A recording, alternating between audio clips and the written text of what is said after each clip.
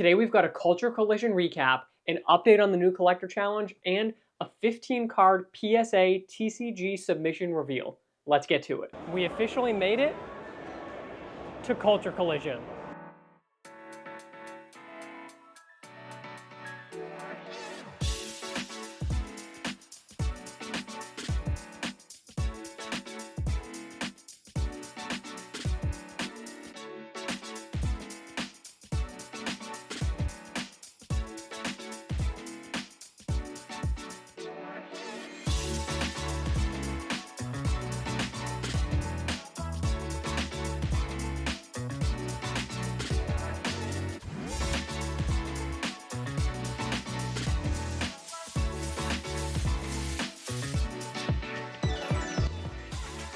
Is this the future of the local or maybe global card shop? We are here today at CardsHQ, which is the new card shop here in Atlanta by sports card investor and Jeff Wilson. Let's have a look around and what are some of the really cool things that they have that are super different and really unique to this card store only, and then I think that are going to make it a super exciting shop to both shop at from anywhere in the world, as well as, of course, those who are here in Atlanta. So one of the really interesting things that they do is they have these standing up display cases. Most card stores have ones that are you look down into, but I love the look of this. It allows you to really walk around and see the cards really, at an eye level versus kind of crinking your neck to have to look down at every single card. So they've got their whole TCG section here. They've got a ton of inventory. It is super impressive. You can't have a card shop without, of course, boxes of cards, tons of Pokemon, MetaZoo, Magic the Gathering, Star Wars, you name it, they've got it. And then of course they have a ridiculous amount of sports card slabs. If you collect sports cards, this is your dream. This would be the coolest place to come and look around. They have so much inventory. It is incredibly impressive what they have been able to build here. And they're going to be doing a lot more than just selling cards here. They're going to be doing a ton of live events, which is super cool. Let's check it out. So here we've got a breaking main stage. They're going to live stream from here all the time. You're going to have opportunities to see people who both buy boxes in the store as well as people who are, doing breaks on whatnot, things like that. Speaking of breaks, check out all of these breaking cabanas. Now, this is just a preview look. We are not open yet, so they are not fully set up with everything, but each of these individual boxes is going to be able to go live for different breaking websites, places like that. So, Whatnot, Fanatics Live, eBay Live, you name it, they have the opportunity to go live and have that constantly, which is super cool. And if you're looking for wax, they have everything. I mean, the amount of Topps product here is absolutely crazy. They have so many boxes, you name it, they've got it for recent releases. And then of course you've got all the Panini stuff too. This year's Prism, last year's Prism, you name it, tons of really cool cards. One of the really cool things that Sports Card Investor is known for as well is obviously all of the amazing content that they create.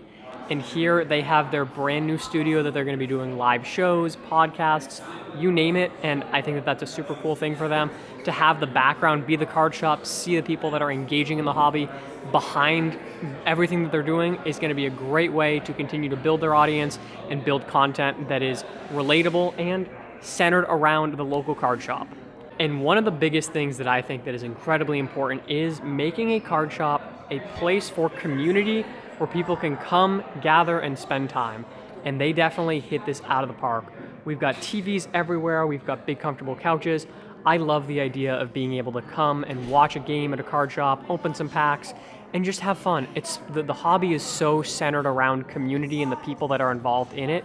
And being able to come have this central place where you can come, spend time, and enjoy the hobby with other people is so foundational. I think that every card shop should have something like this because it's how you're going to grow the hobby. And then of course, one of the great things that card shops also offer is the opportunity to both grade cards and sell them your cards. Having liquidity added to the collecting world is always a great thing. And Sports Cards Investor and CardsHQ have been buying cards constantly to set up for this, and they have no plan to slow down with that. I'm super excited to see all the inventory that they add. And making grading more accessible is something that is super important to me. I try and make educational content around that. And local card stores are so foundational to helping people learn how to grade their cards, package their cards up, send them up for grading, and make that process just a lot more accessible for the average collector.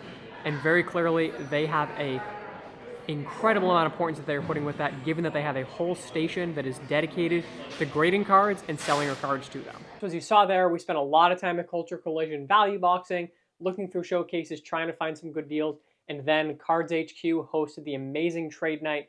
Jeff and his team did an incredible job with the shop. Truly, I do think that that is the model that card shops should be built around. Trade night was amazing. I picked up some super cool cards, and while I did a lot of time value boxing, I also want to show you guys my 5 biggest cards or favorite cards that I picked up at the show. Now, the first card that I want to show off is this Ryan Sandberg at an Upper Deck. This is an amazing card. Check out those patches. You all know that I'm a sucker for game use patches. When I saw that, I was like, I'm going to buy that. Thought it was a really fair price. I paid like 70 bucks on that. Speaking of the Cubs, this amazing Anthony Rizzo Diamond Icon. This is numbered to 5. That patch is incredible. Rizzo's a guy who is always going to have popularity because, you know, that 2016 World Series team, I lived in Chicago then, so he's always the guy who will hold at least a special place in my heart and a lot of baseball fans' hearts. Next raw card is this Nico Collins Optic Rated Rookie Gold numbered to 10. So this is really good shape. It's got one small flaw that's hidden fairly well. Probably a 9 if I had to guess. Don't know if I'm going to keep it raw or grade it. Still thinking on that. So, really cool card though. Nico had an incredible season. Now, I also picked up this Babe Ruth game use patch. You can see there on the side, you've got a pinstripe from his pants, I think it is, that he wore this. Yes, he wore. These were the pants that Babe Ruth wore during a Major League Baseball game. So, you don't see Babe Ruth game use patches that often, let alone ones that have a really solid, really clean pinstripe in it. So I thought that this was an incredible deal that I got. We'll see if I'm able to move it, and if I'm not, I'm happy to toss it up on the showcase behind me because this is a card that I don't mind holding on to for a long time. And the biggest pick of the weekend was at trade night at CardsHQ. I did a lot of selling. I went around. I found some really, really solid deals. And then I had some cash in my pocket. So I started walking around, and I came across this Yordan Alvarez Bowman Chrome Rookie Auto numbered to 25 in a PSA 10. Now, I'm a big Yordan guy. I think that he's an incredible baseball player. And when I saw this in this guy's case, you know, I was like, I would love that card, but my guess is that it's out of my price range. I know that Yordan is a little undervalued, but I said, you know, let's just at least look, see what it's worth. The last comp on it was, I think, $3,250. Before that, it was $3,000. And I said, you know, where do you want to be value-wise? And he said, you know, I think those are a little high. He said he wanted to be at about $2,500.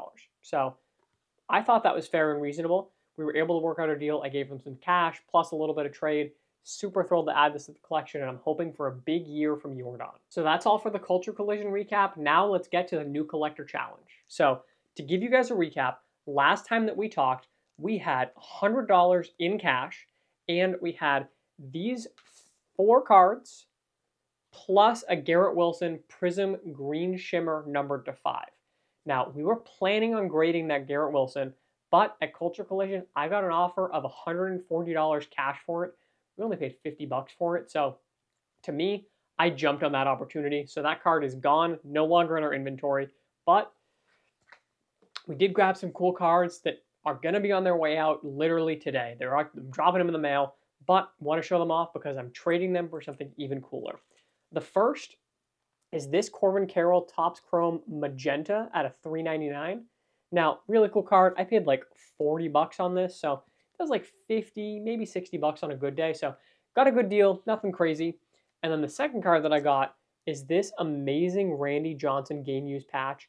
You've got the pinstripe on there. You've got all of that. That patch is incredible. It's like a logo patch of some sort. I think it was, looking at jerseys, I think it was like a arm patch of some sorts, but really cool card. Honestly, I think this is worth significantly more than I paid for it, but that's a big win because we were able to trade this and this for a 1-of-1. And if you want to see what that is, make sure to subscribe here because we're going to be posting that trade when it gets in. It should be here in just a couple of days. But overall right now, we've got $160 in our account. We've got some cheap singles here, nothing crazy, you know, just 4 cards. And then that really big 1-of-1 that I'm going to show off very soon. And then last, but certainly not least, let's get to this TCG submission. So I do collect Pokemon, as you can see back here, And I had some cards that, were just sitting around in my binder, and PSA was running a special at, I think, $15 a card. So I went through, picked out the ones that I thought had a really good shot at getting a 10, and I sent them in. Now, in addition to that, so I sent in 15 cards total. 2 of them were vintage cards that I thought were going to probably 8, maybe 9. And one of them was a personal collection card that it's a modern card, but I think it's going to be a 9. So all in all, I pulled out 12 cards that I said, I think we can get a 10 on. Let's see how we did on the submission. All right, so we've got our cards here. As you can see, it wasn't just Pokemon. I also threw in some Lorcana. I opened some boxes, got some cards, and figured, if I can get a 10, I can do better with that. So the first card we've got here is this Erica's Venusaur. I thought that this was a little better than a 7. Check out that swirl, though. Debating whether or not I want to crack this and send it in again, because I think this could 8, maybe 9 realistically, but still a cool card. Realistically, this is headed to the PC anyways. So the next card that we've got is Gengar and Mimikyu. Got a 10 on that. Let's go. Really cool card. These tag team cards do incredibly well. After that, the Van Gogh Pikachu, PSA 10 again. I love this card. I know that they have a higher print run on this than, say, the Scream cards, but it just looks so good. I think this is going to be an iconic card that's very desirable for a long time. Ooh, wow. Dark Blast. I thought this was going to 8 at best, maybe 9. The fact that this got a 10 is incredible. I got this in a super cheap lot. As you can see, it's got a swirl there as well. That's a really solid card. I am very, very pleased with that. Dang, that's pretty awesome. I don't know what to say, but I'm really pleased. Super happy with that. Maybe I got to get the Charizard now. Pikachu, I thought this promo was just really cool. So you got Pikachu, Growlithe, Jigglypuff. You got a Gengar walking by. Lots of Pokemon. Just a good-looking promo, and these tend to, hold their value well long-term. Our first Lorcana card. Got the Cold Foil Mickey Mouse Steamboat Pilot. Not the most uncommon card, but getting it a foil, Mickey Mouse, whatever. Look at that. We got another 10 on that. So same kind of thing, but I'll take that. I love this promo. So this was in Japan. If you pre-ordered the Detective Pikachu game, you got this. The Pikachu riding the Growlithe. It's just so cool. I don't know that I'll ever sell this card. This is probably just going to go on my display, and I'll let that be. Cosmic Eclipse. This was the PC card that I sent in. I love this card. I knew this was going to 9. This card raw is like 125, 150 bucks, I think. So it's not anything that I plan to sell, but I just love the look of it with Solgaleo and Lunala in the back. The Lily, there's a rainbow rare of this, but honestly the non-rainbow rare does more because I just think that it looks so good. Another cheap VMAX Climax, the Blissey. Take a 10 on that, absolutely. Another Lorcana 10. This is the Mickey Mouse Detective. So we're doing really well on 10s. I think we've only gotten the 7 on the Venusaur and the 9 on the Cosmic Eclipse. Another 10, Celebi and Venusaur. Now this is a Black Star promo, so not the most uncommon card, but again, these tag teams do tend to do well. Another 10. Are we going to go more than perfect considering that I only expected at best 12 10s? I've only got 3 to go, so pretty good. VMAX Climax, Galarian Zapdos. Secret Cosmic Eclipse Pikachu. This is another iconic card out of Cosmic.